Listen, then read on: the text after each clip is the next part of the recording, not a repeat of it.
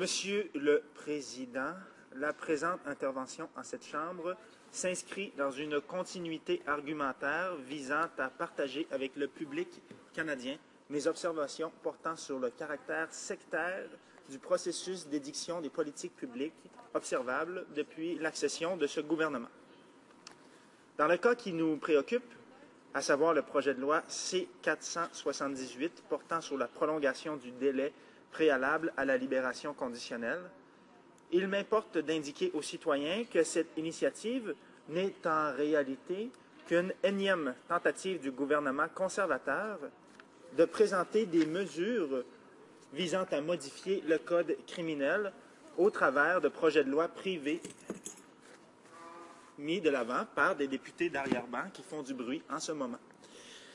Maintenant, Monsieur le Président, au cours des 2 dernières années, j'ai été à même de constater qu'il y a plusieurs tactiques qui ont été mises de l'avant par ce gouvernement afin de mettre de l'avant des agendas qui vont plaire d'abord et avant tout à des castes bien précises et à des parties bien précises de la population canadienne, ainsi qu'à des lobbies et à des groupes d'influence jouissant d'une oreille attentive de la part de ce gouvernement, Monsieur le Président. Maintenant, la voie qui s'offre par les projets de loi privés en est une assez intéressante pour certains, puisque l'assentiment du public n'y est pas nécessairement au rendez-vous, d'une part, et d'autre part, l'implication du gouvernement n'est pas aussi grande que dans le cadre d'une initiative gouvernementale et d'une initiative en bonne et due forme.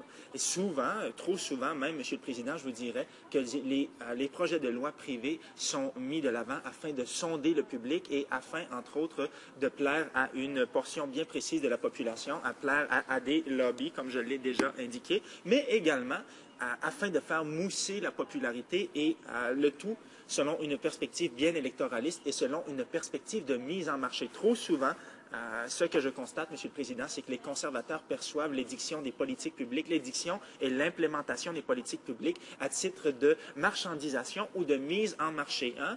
Donc, on conçoit les politiques publiques à titre d'une entreprise et c'est trop souvent le cas d'ailleurs, les publicités qui sont en lien avec le plan d'action 2013-2015, allez savoir le titre que ça porte, il y a toujours un copyright attaché à tout ça, mais bref, les campagnes et le battage publicitaire qui y est associé laisse présager les efforts qui sont investis à la mise en marché et à la publication et au raffinement et au peaufinage de cette image. D'ailleurs, il ne trompe personne. Bref, les gens qui ont une certaine élévation, qui ont une certaine curiosité naturelle, sont à même de se positionner quant à la volonté réelle lorsque l'on jette un œil sur la publicité et que l'on voit des champs verdoyants et des familles et des cours d'eau. Et lorsque l'on sait véritablement que le plan d'action économique en est un extractiviste, ça laisse bien des gens pantois. Maintenant, ce projet de loi privé, cette initiative privée d'un député d'arrière-ban, Monsieur le Président, ne vise qu'à redorer le blason des conservateurs, un blason qui, visiblement, a besoin d'un peu de polissage et de chrome, puisque leur cote est en chute libre. En ce moment, je tiens à vous le rappeler, je vais continuer à marteler, visiblement, le timing est bon, la conjoncture est bonne. Je tiens à vous dire, je tiens à le réitérer une fois de plus, même si tous mes collègues abondent dans le même sens, votre blason est véritablement en déclin à l'heure actuelle, et c'est la raison pour laquelle on tente de revenir à nos bases militantes et à nos bases qui nous ont appuyés depuis le début. Hello. The honourable member for Selkirk Interlake is rising on a point of order. Mr. Speaker, private member's business, I know it's rare that we have filibusters going on. And it's important that we respect the rules of the House, which means that the debate has to be relevant to what's taking place. And none of the comments that have been made over the last minute and a half has been relevant to Bill C-478. And I ask the member that you bring the member to order and that he follows the rules of this House. I thank the honourable member for Selkirk Interlake for his intervention. It's true that members are certainly should assure that they keep their comments relevant, I should say, to the question that's before the House. In hearing the honourable member, I do see that he's making some connections in respect of his arguments. Having said that, we'll leave it with the honourable member to make sure that he brings his arguments around to specifically to the question that's before the House in the course of his arguments. The honourable member for Manicouagan. Je comprends, Monsieur le Président, que la journée a été assez longue. D'ailleurs, il y a des échanges assez soutenus qui s'observent en ce moment. Si le public canadien pouvait avoir accès à toutes les tergiversations, ça serait de toute beauté. Toujours en harmonie avec la conception conservatrice de l'élaboration et de l'implémentation de politiques publiques à titre de capital médiatique et politique, le projet de loi à l'étude n'aura qu'une emprise ténue sur la réalité judiciaire au pays. Il faut toujours garder à l'esprit, Monsieur le Président, que je suis d'abord et avant tout un avocat criminaliste. Donc, je vais étayer mes propos avec du concret et de l'empirique, n'en déplaise à certains. Les occurrences associées aux délinquants déclarés coupables de l'enlèvement ou de l'agression sexuelle suivie du meurtre d'une personne demeure en effet marginale au pays. Lorsque je dis marginal, Monsieur le Président, ça n'empêche pas qu'il y ait une très forte couverture médiatique qui sont associées aux cas très, très limités qui impliquent la situation à l'étude ici, Monsieur le Président. Et toujours selon cette conception conservatrice, on va faire du capital politique, on va tenter de reprendre et faire du sensationnalisme.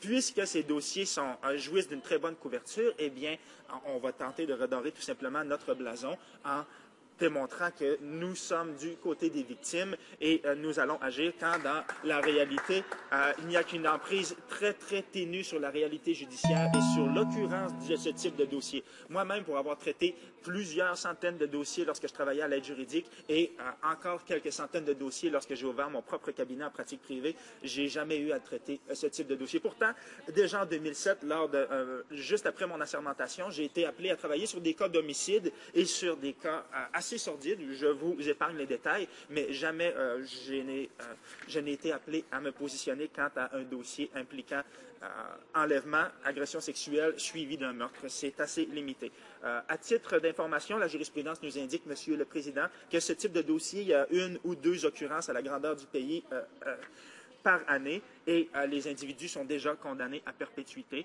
Donc, on ne peut que tirer des conclusions, arriver à certaines inférences à l'effet que c'est simplement le battage publicitaire et de plaire à des troupes déjà et à des groupes déjà bien déterminés d'avance.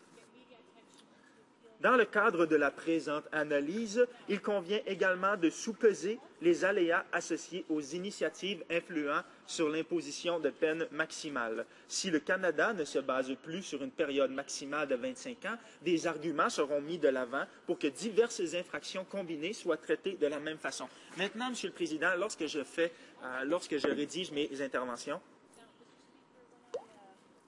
je suis appelé à me questionner sur l'état de ma pratique. Lorsque je vais retourner, j'ai bien l'intention de retourner à ma pratique dans un avenir plus ou moins rapproché, Monsieur le Président. Je me demande quelle épaisseur va être mon code criminel lorsque je serai appelé à retourner devant les tribunaux et quel sera l'état de ma pratique. Est-ce que l'état du droit criminel, est-ce que ma pratique en tant que plaideur en droit criminel va être modifiée de façon substantielle suite aux modifications tout de même substantielles qui ont été mises de l'avant au cours des années, Monsieur le Président. Et il y a toujours cette tangente et cette continuité et cette volonté de direction vers la droite assez prononcée, Monsieur le Président, au cours des dernières années. D'ailleurs, je vais m'enquérir auprès des procureurs de la Couronne durant mon été. J'ai quelques connaissances avec qui j'ai travaillé pendant des années et je vais leur demander, je vais faire encore là une recherche dans le but d'une réponse et je vais aller m'enquérir auprès des procureurs de la Couronne pour vérifier si leurs pratiques et si les mesures et les directives qui leur sont parvenues ont été modifiées au cours des 2 dernières années. Voilà. Combien de temps me reste-t-il, Monsieur le Président? 2 minutes. Sur ce, je vais épargner à certaines de mes observations et considérant déjà le caractère potentiellement polémique de cette matière, je vous soumettrai le tout humblement.